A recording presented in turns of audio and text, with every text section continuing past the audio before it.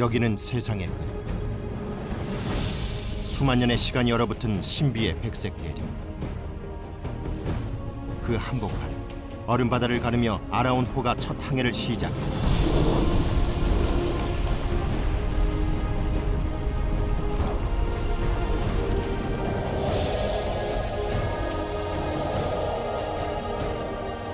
사람의 발길을 쉽게 허락하지 않는 이 미지의 땅에서 또 하나의 전설이 시작되고 있다.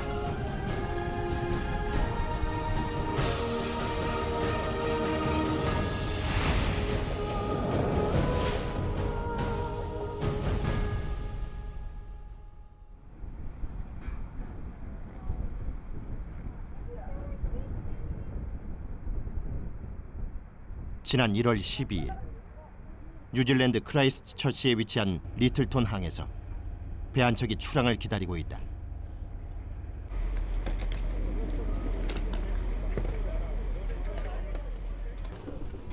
항해를 책임질 승조원들을 비롯해 연구진과 취재진까지 탑승 인원만 85명.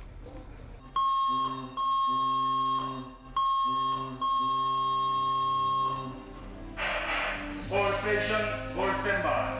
All station, all standby. All station, all standby.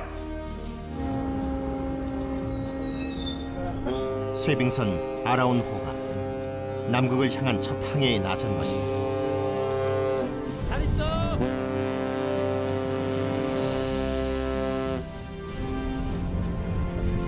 안전하게 출항할 수 있도록 안내해준 도선사가 마지막으로 배에서 내리자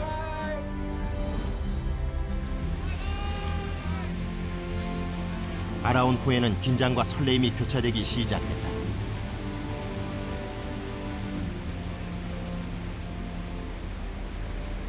지난 6개월 동안 많은 준비를 했었는데 이제 뭐 저희가 드디어 남극을 가니까 뭐 일단 많이 이제 모르는 상황이니까 많이 두려운 면도 있고, 그래도 한편으로 저희가 준비한 만큼 이제 뭐 남극 탐험 활동이 잘 될 거라고 생각합니다.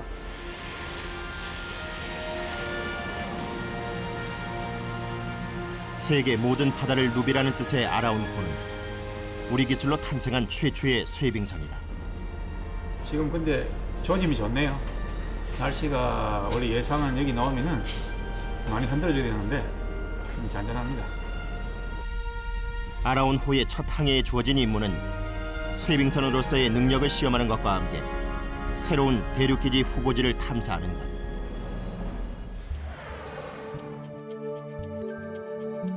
뉴질랜드를 출발한 아라운 호는 러시아 쇠빙선과 만나 본격적인 남극 해역을 항해하게 된다.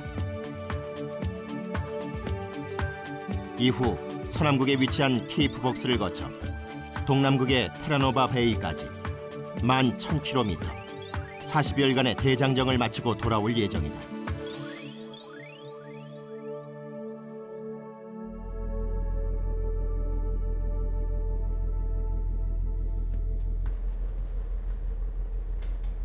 남이 60도 해역을 통과하면서 아라운 호가 드디어 남극해에 들어섰다.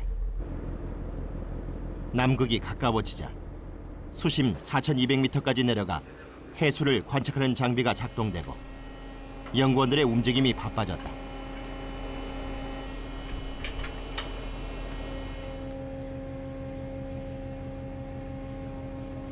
위치만 쓰라기. 떠다니는 연구소라 불릴 만큼 아라운 호는 100여 종의 첨단 장비를 갖춘 쇠빙 연구선이다. 쇠빙선은 말 그대로 얼음을 깨는 배다. 얼음 위에 올라탄 후 무게로 눌러서 깨뜨리는데 4cm 두께의 강한 뱃머리에 얼음을 부수는 칼날이 장착돼 있다. 얼음을 헤치고 앞으로 나아갈 수 있도록 중앙에 3,400kW급 전기 발전기 넉 대와 후미에 5,000kW급 전기 추진기 2대를 장착해 일반 배의 서너 배가 넘는 강력한 추진력을 갖추고 있다. 일반 선박 같은 경우는 이제 추진력을 내는데 그 힘이 서서히 올라갑니다. 전기 추진 방식은 순간 모터의 힘이 순간적으로 전달되는 힘이 굉장히 순간적으로 빨리 이루어집니다. 그래가지고 그 힘을 이용해가지고 두꺼운 얼음도 깰 수 있는 그런 추진력을 갖고 있는 거죠. 전기 추진 방식은.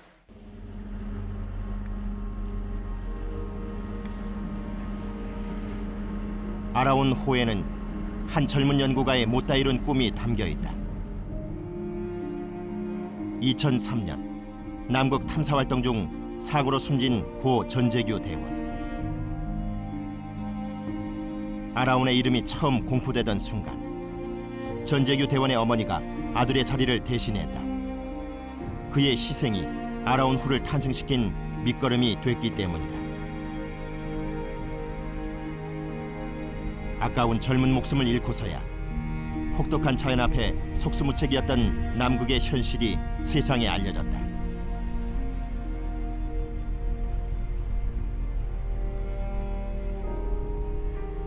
여기는 지금 이제 위도가 71도 아닙니까? 그러니까 72도, 73도 정도 안쪽으로 들어가면 이것이 이제 전체적으로 얼어붙으면은 상당히 일반 배는 뭐 도저히 접근이 불가능하죠. 쇠빙선이 아니면 접근 자체가 허락되지 않는 남극의 얼음바다. 본격적인 남극권에 진입하면서 유빙의 크기도 점점 커지고 있었다.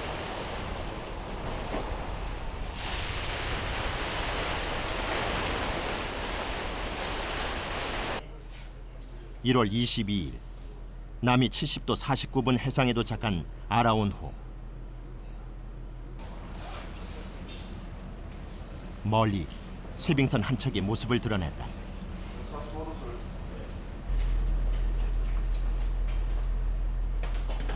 길잡이가 되어줄 러시아 쇠빙선 아카데믹 페도로프호다.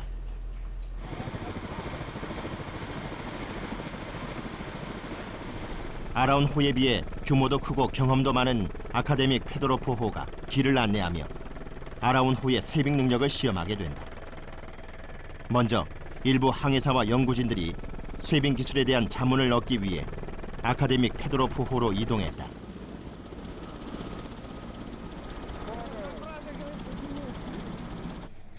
Yeah. First of all, 그동안 남극의 상주기지를 둔 20개 나라 중 쇠빙선이 없는 곳은 폴란드와 우리나라뿐이었다. Araon, I'd like to express my deepest thanks. Araon is not proven. 쇠빙선이 필요할 때마다 빌려 쓰곤 했던 것이 바로 러시아 쇠빙선. To the eye. 그 비용만 하루 8천만 원이었다. Is strong enough. What it is. Yes. 1987년 건조된 아카데믹 페도로프호는 남극을 20번 이상 항해한 노련한 쇠빙선이다. 1959년 최초의 원자력 쇠빙선 레닌호를 선보인 후 세계 최대 규모인 50 레트 포베디 등 모두 8척의 쇠빙선을 보유한 러시아는 최고의 쇠빙 기술과 항해 능력을 인정받고 있다. 아카데믹 페도로프호는 2년에 한 번 남극에 산재한 러시아 기지에 물품을 보급하는 쇠빙선으로 한국 연구진들과도 오랜 인연을 맺어왔다. 때마침 아라온호의 첫 항해와 일정이 겹치면서 아라온호가 첫 목적지까지 가는 동안 함께 동행하며 쇠빙 기술을 전수해 주기로 한 것이다. 한 번도 남극 해역을 항해해 보지 못한 아라온호에게 든든한 지원군인 셈이다. 연구진들이 돌아간 후에도 아카데믹 페도로프호에 따로 남은 이찬호 연구원은 오랜 시간 남극의 환경을 경험하면서 터득한 러시아의 기술을 전수받느라 바쁘게 움직였다. 아직까지 전혀 한 번도 경험해보지 못했던 이제 그런 상황들이기 때문에 우리가 그냥 생각했던 거하고는 많이 좀 다른 것 같아요. 와보니까 생각했던 거하고는 전혀 다른 것 같고 이번 기회에 좀 많이 보고 많이 물어보고 많이 배워가지고 가야 되겠다는 그런 각오가 또 새롭네요. 남극 연구의 필수 조건인 쇠빙선. 남극으로 진출하려는 나라들은 앞다투어 쇠빙선을 보유하고 있고 그 수는 이미 60척을 넘고 있다. Обеспечение всех станций и, в общем-то, все страны, которые здесь работают, имеют суда ледового класса или ледоколы для обеспечения своих научных работ и тем более научных станций. Потому что работа в прибрежной, так будем говорить, зоне, это связано с большим риском, это одиночное плавание, помощи зачастую ждать практически. 동행해준 아카데믹 페도로프 호가 제 임무를 위해 떠나고 아라운 호의 단독 항해가 시작됐다.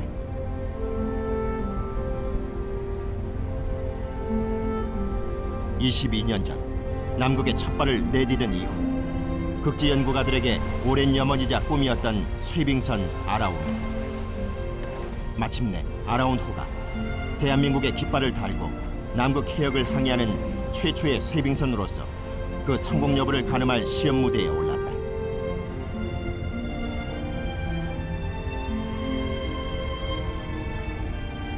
이제 거칠고 위험한 남극의 얼음 바다를 헤치며 나가는 일은 온전히 아라운 호의 몫이다.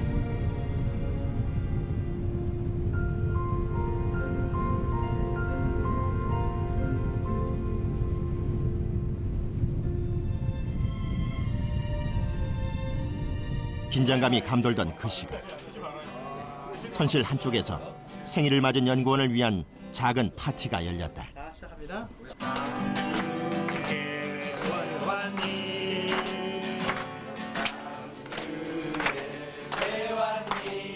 이 험한 세상에, 이 험한 남극에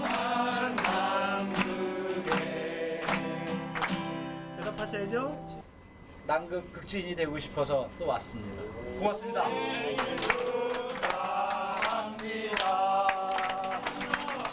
사실은 나와서 생일 맞았어요.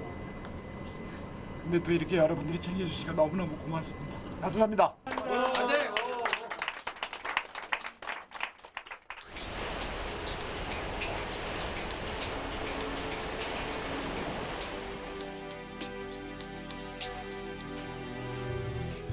1월 24일 항해를 시작한 지 12일째 드디어 바다 너머로 남극 대륙의 모습이 나타났다.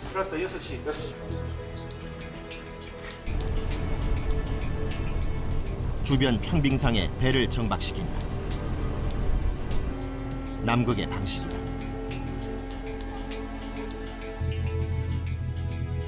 태평양과 경계를 이루는 마리버드랜드. 그 끝자락 해안가에 케이프 벅스가 자리 잡고 있다.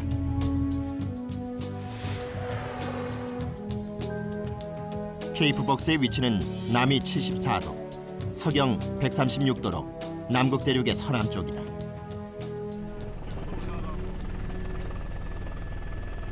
온통 눈과 얼음으로 뒤덮인 남극은 한반도에 60배가 넘는 거대한 대륙이다. 그 중에서도 케이프 벅스는 사람의 발길이 거의 닿지 않은 미지의 땅이다.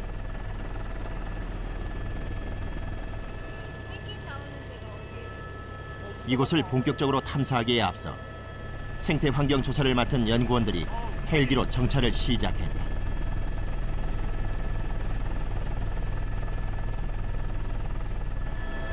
생각보다 많이 했어요. 케이프 벅스는 남위 70도 이상 고위도 지역에 건설할 새로운 대륙기지의 첫 후보지다. 우리 세종기지가 63도거든요. 63몇 도인데 보면 위에서 보면 식생이 그래도 여기보다는 잘 보여요. 그리고 큼직큼직하고 군락이. 근데 여기는 조금씩 그것도 색깔도 아주 까만색으로 이렇게 눕혀 있거든요. 그러니까 일단 저기 뷰가 달라요. 그러니까 보는 게 전혀 달라요. 빙하, 기상, 대기 환경 등 분야별 전문가 28명으로 구성된 대륙기지 조사단은 이곳에서 5박 6일간 정밀 조사를 실시한다. 생태환경 조사팀이 아델리 펭귄을 발견했다.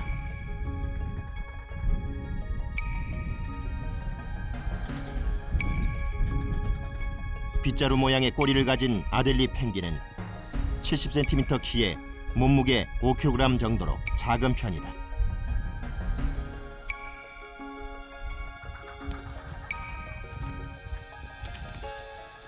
사람이 자세를 낮추고 접근하면 호기심 많은 아델리 펭귄은 잘 도망가지 않는다.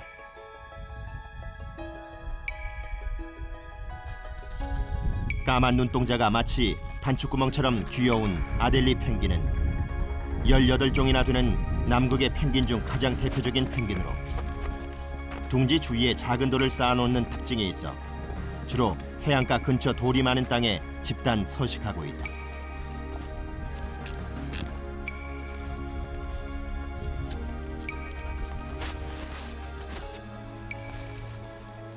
주변에 넓게 자리 잡은 담수 조류는 이곳이 아델리 펭귄의 집단 서식지라는 걸 말해준다. 이곳은 펭귄 서식지가 제일 케이박스에서 큰 곳이거든요. 그래서 펭귄 영향이 많은데 지금 여기 보시면 초록색 띠가 보이시고 또 바위 밑에 보시면 초록색으로 이렇게 조금씩 식생이 보여요. 이게 담수조류라고 프라시올라인데요. 이 펭귄 변에서 나오는 그 질소를 좋아하는 종이에요. 그래서 펭귄 서식지 주변에는 이런 조류가 잘 자라고요.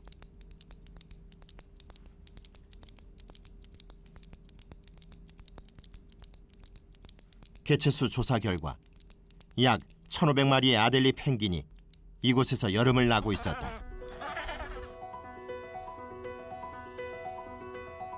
아델리 펭귄의 등장으로 긴급 회의가 소집됐다. 이제 여기가 펭귄 서식지잖아요. 네, 이렇게 이렇게. 그죠?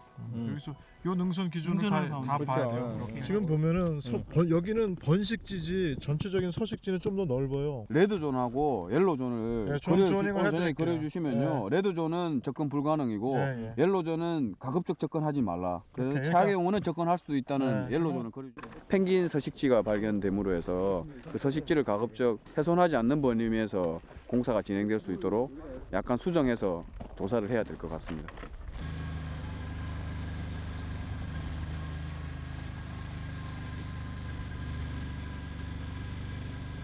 마른 땅을 찾기 힘든 남극에 기지를 세우려면 빙하의 상태부터 파악해야 한다.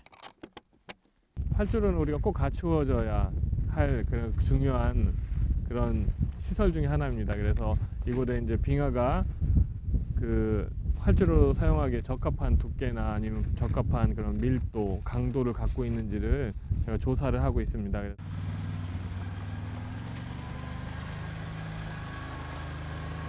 빙하는 눈이 녹지 않고 오랜 세월 쌓여 만들어진 얼음으로 그 두께가 평균 2,000m가 넘는다. 수천, 수만 년 지구의 시간이 그대로 담겨 있는 셈이다. 하지만 빙하 위에는 크레바스라는 균열이 곳곳에 도사리고 있다.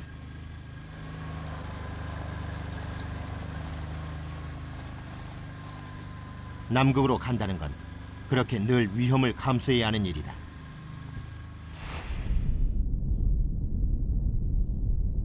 그 시각 아라운호는 팽팽한 긴장감에 휩싸여 있었다. 첫 쇠빙 시험이 시작된 것이다.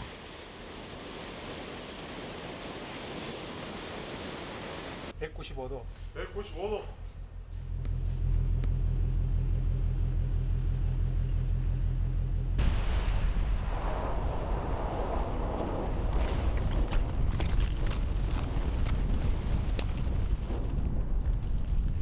그런데 웬일인지 앞으로 나가지 못한 채 멈춰 서버리고만 아라운호.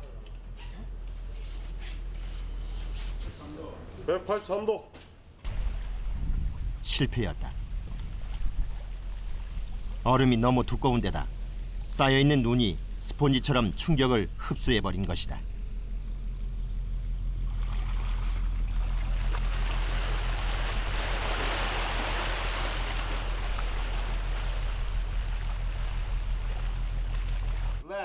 안딱지.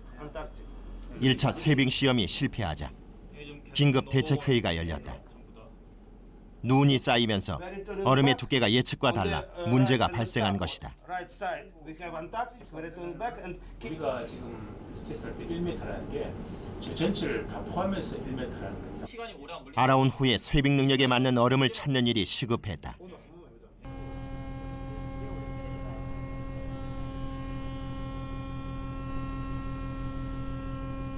결국 러시아의 얼음 항해사들이 빙판에 내려 얼음의 두께와 상태를 직접 확인해 보기로 했다.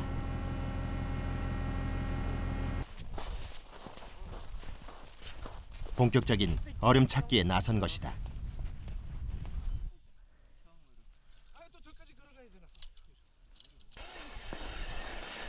중요한 건 얼음의 두께. 아라운호는 1m 두께의 얼음을 쇄빙할 수 있도록 설계돼 있다.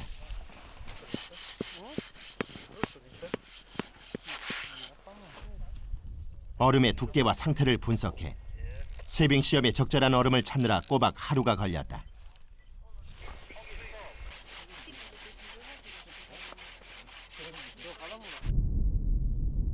다음 날 2차 쇄빙 시험이 시작됐다. 스테디. 193도 스테디. 예.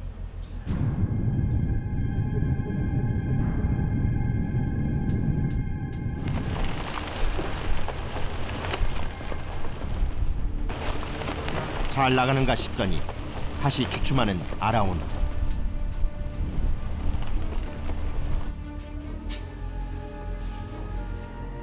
이번엔 속도가 문제였다. 3노트, 즉 시속 5.6km의 속도로 주행해야 하는데 평균 1노트의 속도밖에 내지 못했다. 긴장은 이미 초조함으로 바뀐 채 아라운호는 깊은 정막에 휩싸였다.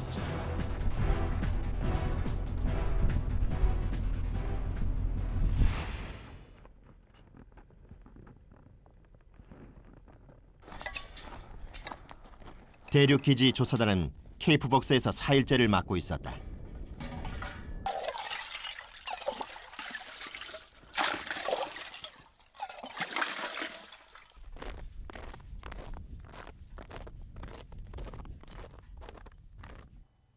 지난 1990년 폐쇄된 러시아 기지에 베이스 캠프를 차렸다.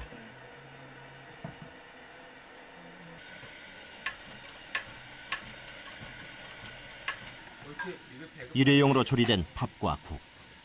그나마 하루 중 유일하게 밥을 먹을 수 있는 것은 이 아침 식사뿐이다. 다 일회용으로 이렇게 조리된 밥들, 그다음에 조리된 국들, 그다음에 조리된 양념들, 반찬들을 가져와 가지고 즉석으로 물만 데펴서 먹기 때문에 그렇게 힘든 건 없습니다. 네 개 됐습니다. 출발. 집합. 햇빛에 타지 않게 선크림을 바르고 간단한 점심을 챙겨들면 출발 준비는 끝이다.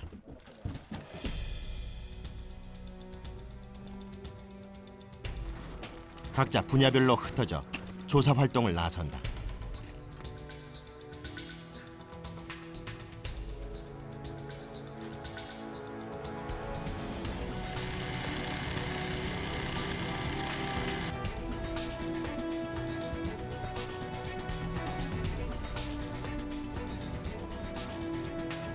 기지 건설을 위해 필요한 지도 제작을 맡은 배제대 손호웅 교수팀. 정밀한 지도를 제작하기 위해 3차원 지상 라이다 측량을 실시했다. 레이저를 보내고 받은 시각의 차이를 이용해 목표물의 3차원 데이터를 얻는 것이다. 이렇게 얻은 데이터를 3차원 레이저 스캐너에 입력해 정밀한 지형도를 만든다. 이 지역에서는 극지역이 되기 때문에 나침판이 작동을 안 합니다. 그래서 나침판으로 해야 되는 작업 중에 하나가 이 지역의 안반의 주양 경사를 측정을 해야 되는데 나침판으로는 안 되기 때문에 저희가 이것을 이용을 해서 이 장비를 이용을 해서 이 지역의 정확한 안반의 방향성, 그래서 나중에 토목 건축에 쓸 수 있는 기초 자료를 제공할 예정으로 있습니다. 하지만 남극 대륙에서 맨 땅이 드러난 곳은 고작해야 2% 정도. 기지 건설에 적합한 땅을 찾기란 쉬운 일이 아니다.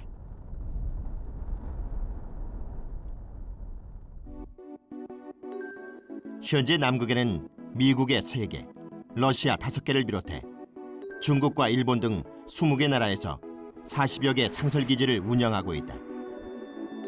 기지 건설 경쟁이 치열해지면서 이른바 노른자 땅은 남의 차지가 돼버린 지 오래다. 기지 건설을 늦출 수 없는 상황에서 조사단 활동은 숨가쁘게 진행됐다. 거기 살을 붙여주면 안 되지. 안 되지. 저 밑에 걸로 기준해서 저쪽 북쪽을 난 북쪽을 갔잖아. 근데 약쪽에 돌아가야 된다 그랬지. 이걸 정부 맞춰가지고 풍향계를 잡고 있으면 그게 정북이 돼요? 값을 보면 되죠. 자동 기상 관측 장비 설치를 맡은 함석현 사장과 최태진 박사. 정확한 자료를 얻기 위한 욕심이 사소한 의견 충돌로 이어지고 말았다.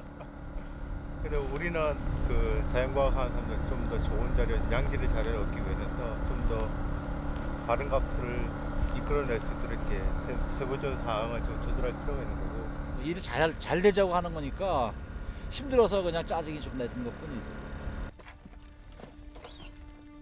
마음은 금세 풀렸지만 무거워진 몸은 쉽게 풀리지 않는다.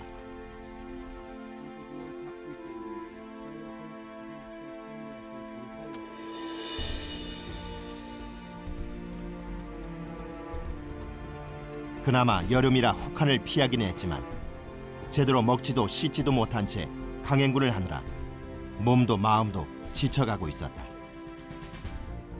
답이 있어야 되는데. 첫 번째는 부모님 생각나고요. 두 번째는 여자친구, 세 번째는 찜질방.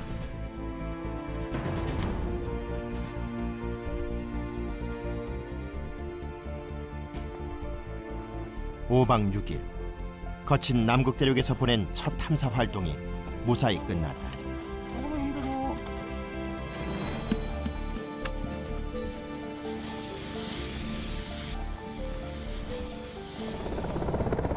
지칠 대로 지친 28명의 대륙기지 조사단이 다시 아라운호로 돌아왔다.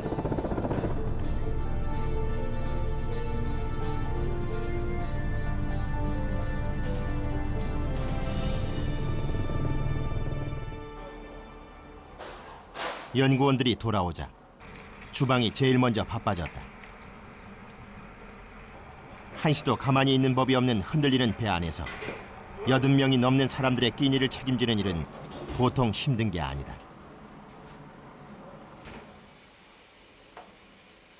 세종기지에서 3번의 월동을 경험한 김남훈 씨는 뻔한 고생길인 줄 알면서도 남극행을 고집했다. 여기 또 역사적으로 또 최초의 새벽승이나 하고 하니까 남자가 또 한 가보고 싶다 아닙니까? 또 최초로 하면 또 한번 해봐야 되고 그래서 올라왔죠. 오늘은 조사를 마치고 돌아온 연구원들을 위해 특별 메뉴가 준비됐다. 오늘 메인 메뉴가 대구탕입니다. 대구탕. 대구 매운탕. 축구회 이래가지고 대구 매운탕 먹으면 사람들 좋아할 겁니다.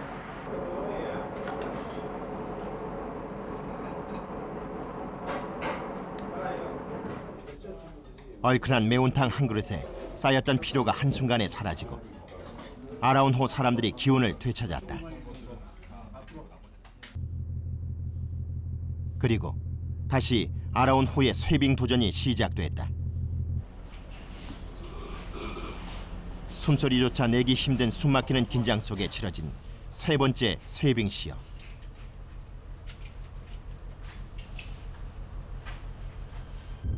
(50cm) 정도의 눈이 쌓인 두께 1.2m의 얼음. 2차 때보다 더 힘겨운 상대를 만났다.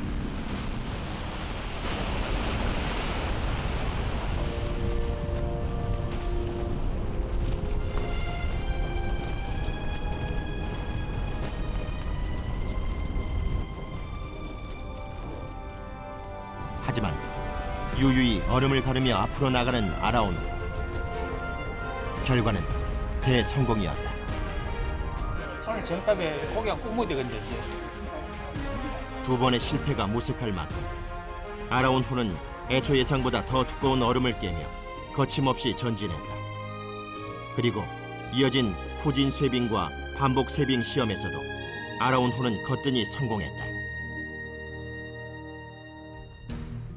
사실은 어제 결과가 좀 그렇게 썩 만족하지 않게 나왔고 그래가지고 사실 우려는 많이 했는데 의외로 어제보다도 두껍던 얼음이고 단지 우리가 몇 가지를 이렇게 저희 간과했던 것들을 조정을 해서 다시 아침에 해보니까 성공적으로 맞췄던 것 같고.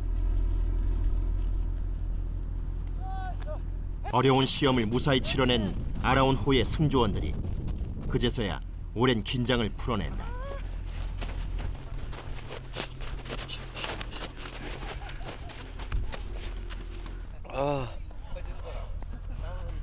좋겠다. 와.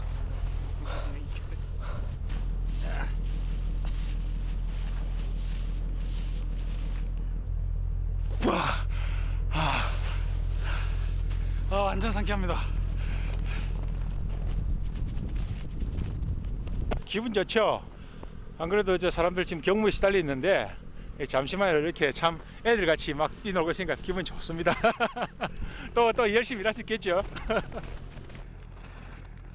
쇠빙 성공을 축하라도 하듯 귀한 손님이 찾아왔다. 황제 펭귄이다.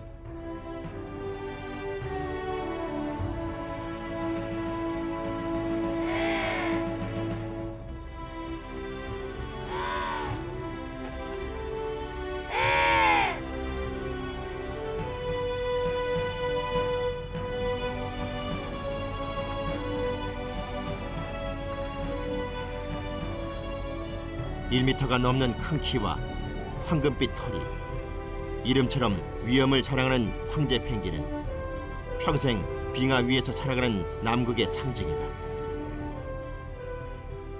우선 덩치가 다른 펭귄에 비해서 두세 배 이상 크고요. 가장 특징적인 것이 목덜미 쪽 뺨 쪽에 아주 그렇게 황금색으로 이렇게 둘러져 있는 저 모습이 아주 일품이죠. 먹이를 찾아 무리에서 떨어져 나온 듯 보였다. 온난화로 빙하가 녹으면서 황제 펭귄의 서식지도 점차 줄어들고 있는 것이다.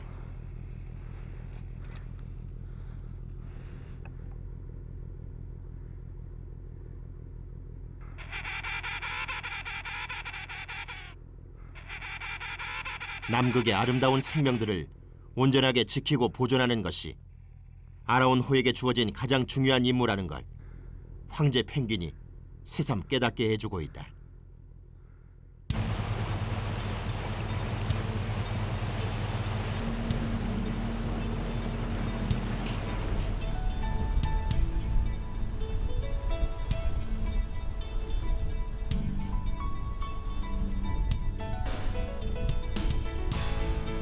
(2월 6일) 아라온 호가 마지막 목적지에 도착했다. 새로운 땅이라는 의미의 테라노바 베이. 이곳을 처음 발견한 영국 탐험가 스콧의 배 이름이다.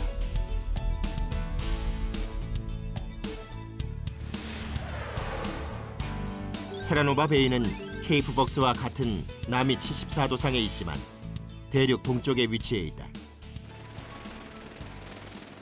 멜버른 산이 만년산을 뒤집어 쓴 채 서 있는 테라노바 베이는 해발 10여 미터 정도의 해안 평탄 지형이다.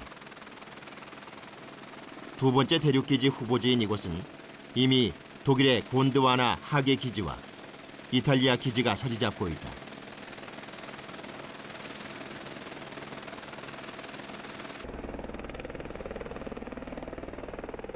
이곳에서 2차 후보지 탐사를 위해 간이 이글루로 조사본부를 설치하고 연구원들은 다시 분야별로 흩어졌다. 생태환경 조사를 맡은 연구원들이 본부에서 가장 멀리 이동했다.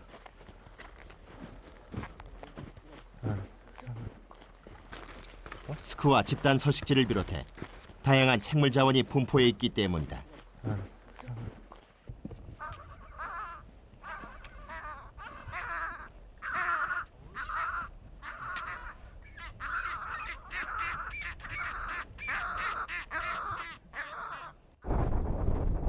그런데 오후에 들어서면서 바람 소리가 커지기 시작했다. 지금 아라온에서 보는 그 기상 변화가 심상치니까 빨리 그 상태 어떻게 연락을 해가지고 집결을 시켜주시겠습니다. 미처 대피할 틈도 없이 순식간에 거센 눈보라로 변했다. 말로만 듣던 블리자드였다. 초속 20m의 강한 눈보라에 가만히 서 있기도 힘든 긴박한 상황. 서로의 몸을 줄로 묶은 채 간신히 임시 숙소로 대피했다.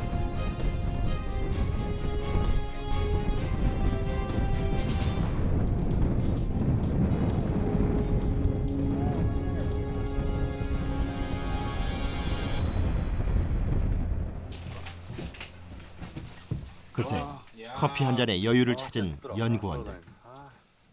남극에서 이 정도 위험은 이미 익숙해질 대로 익숙해진 터였다.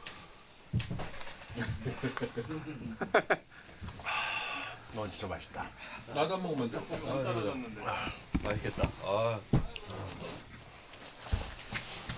한번 해줘야지. 맛있지? 최고다. 야, 남극에서 먹는 이 커피 맛 최고입니다.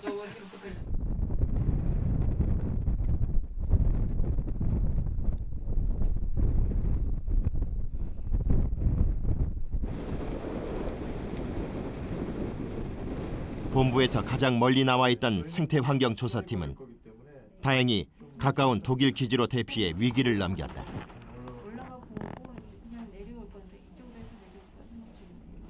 남극에서는 모든 그 기지를 남극에 방문하는 어떤 사람을 쓸 수 있어야 되거든요. 그래서 그 대신해서 이 그 대피소를 만들어 놓은 거예요. 근데 굉장히 시설이 잘 돼 있는 상이에요. 피신하기엔 딱 좋은. 바람이 잦아들자 숨어있던 생명들이 하나둘 고개를 내민다.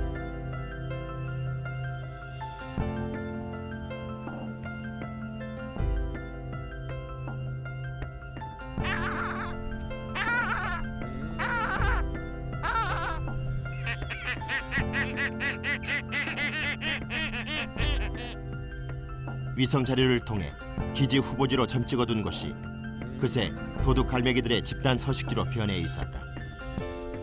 조사된 숫자만 약 200여 마리.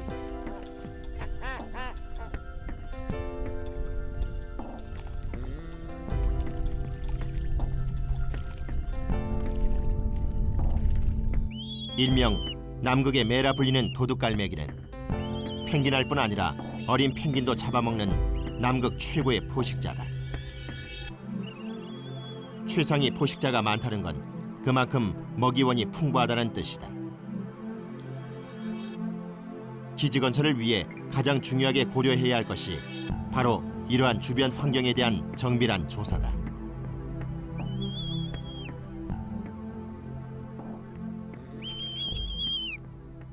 이 남극조약에 가입한 나라들은 이 남극의 환경을 보호해야 할 의무를 갖고 있어요. 그중에 대표적인 게 이 생물적인 요소가 중요한 환경적인 요소가 되는 거거든요. 그래서 생물 다양성을 보존하는 방향으로 우리의 대륙기지 건설도 방향을 같이 잡아야 나가야 되는 거죠. 생명체가 살기 좋은 곳은 사람에게도 좋은 환경이다. 담수호가 발견된 것이 우연만은 아니다.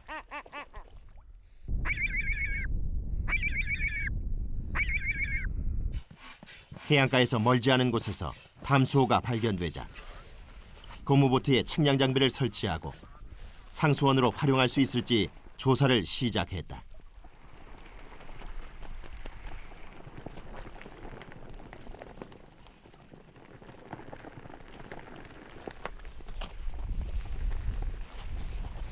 기지를 세우고 운영하는 데 가장 중요한 조건 중 하나가 물이다.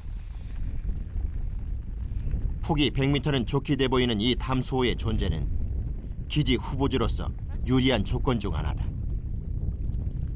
자세한 자료 처리를 해봐야 알겠지만 뭐 지금 겉보기에 면적은 되게 넓게 뭐 100m 이상 되는 걸로 나타나 있는데 수심만 한 10m 정도만 6m, 7m, 한 10m 정도만 대준다면 충분하리라고 1년 동안 살기에 충분하리라고 생각이 듭니다. 그렇게 2차 탐사도 무사히 끝나가고 있었다. 남극 대륙을 향해 쉼없이 달려온 연구원들. 정작 힘든 건 혹독한 자연도 불편한 생활도 아니다. 벌써 제가 이제 10년째 연말연시마다 여기 나오는데 가족들한테 미안하죠. 특히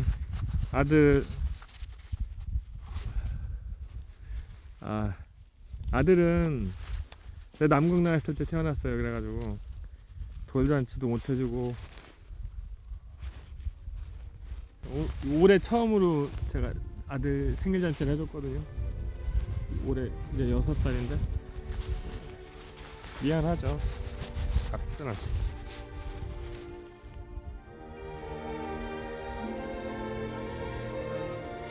하지만 운명처럼 처음 그 땅을 밟은 사람들은 평생 남극을 가슴에 품고 살아간다. 아무리 힘들어도 다시 꿈꾸게 하는 힘이 남극에 있기 때문이다. 그 꿈을 더 크게 만들어준 것이 바로 아라온 호다. 지금 우리 배가 있고 그리고 우리가 원하는 시기에 우리가 원하는 장소에 갈 수 있어 연구를 할 수 있다는 게, 그렇게 되면 이제 우리 연구의 폭이 상당히 넓어지겠죠. 어떤 예를 과거에 뭐 세종기지에 제한되어서 거기서만 좁은 활동 반경에서 연구가 이루어지는 게 아니고 정말 우리가 남극에서 중요하다고 생각되는 지점에 가서 직접 우리 별을 가지고 우리가 원하는 시기에 가서 그런 연구를 할 수 있다는 게, 그게 아마 대륙기지 또는 세빙선을 통한 남극의 연구에서의 현재 우리가 갖게 되는 큰 장점이라고 생각을 하고 있습니다. 남극을 향해 거침없이 달려온 아라온 호의 대장정이 모두 끝났다. 하지만 남극을 향한 도전은 이제 시작이다.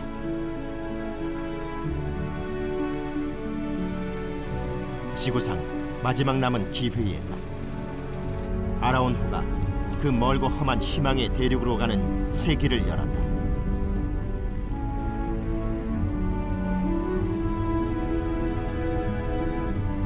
미지의 제7대대. 그 미래를 향해 아라온 호가 힘차게 닻을 올리고 우리는 지금 남극으로 간다.